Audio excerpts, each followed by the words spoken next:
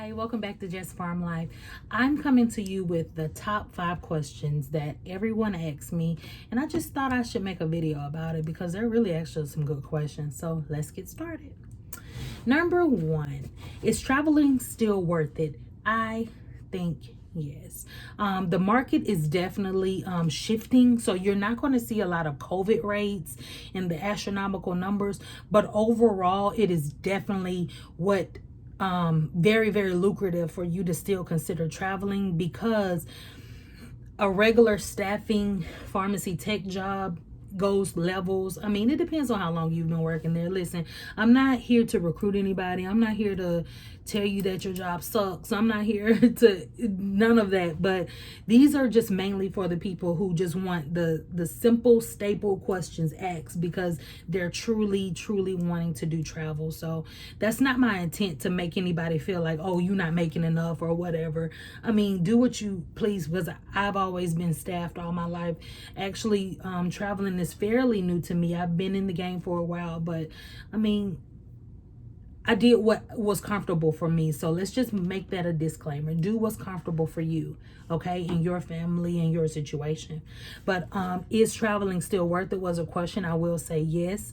On an average, where I'm from, a regular 40-hour check is going to look like $1,200 to $1,300 every 2 weeks.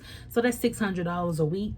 If I do make, say, $1,200 every 2 weeks, then that's $2,400 a month. With the contracts, how it's been on the downslide, it's about $1,400 to $1,500. It depends on if you drive, if you fly. It depends on a lot of stuff, guys.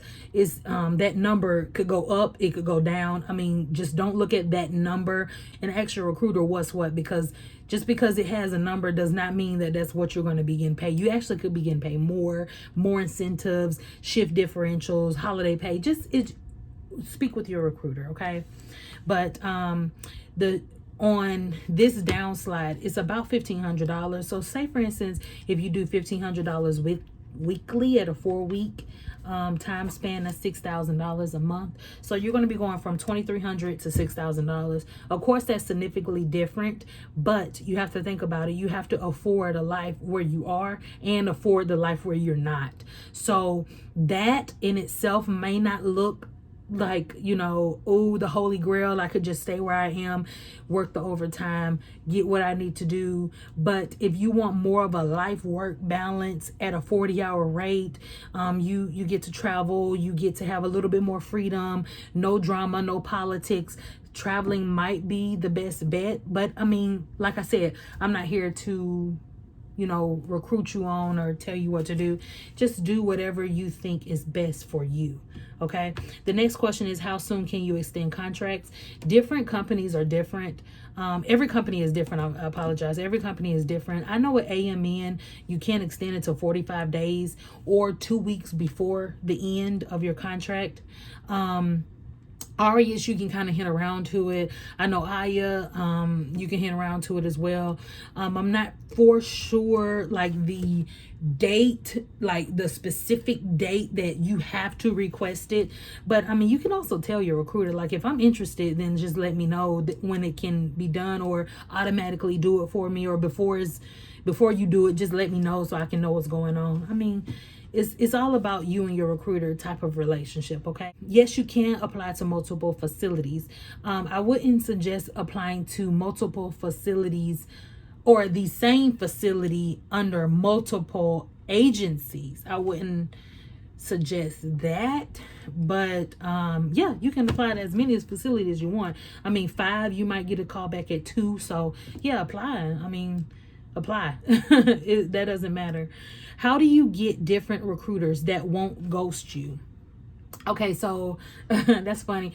Actually, you get recruiters. You can either look up on a recruiter, or you can just ask somebody for their recruiter. Usually it doesn't matter. We'll just freely give you our recruiters.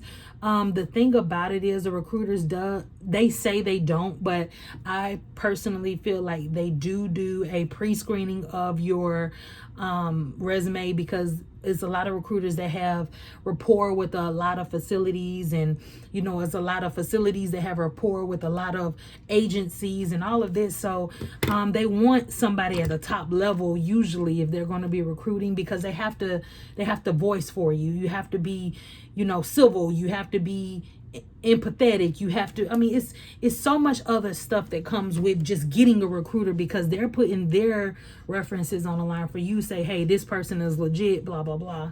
I put be empathetic because there's a lot of cultures, and it's very diverse in the world, especially if you want to travel. Like, you have to be a people person on some level, so don't go in just already trained, if that makes sense. And then you don't want a recruiter don't want somebody that's going to get on it and hate it, or get on it and freaking fight or do whatever, and then just make them look bad. So if you have a dope recruiter, then I mean, it just depends on really you and your qualifications and your experience. But everybody will give you a recruiter. I mean, getting a recruiter is very easy. It is. This question is, what is the main deal breaker for you before you sign a contract?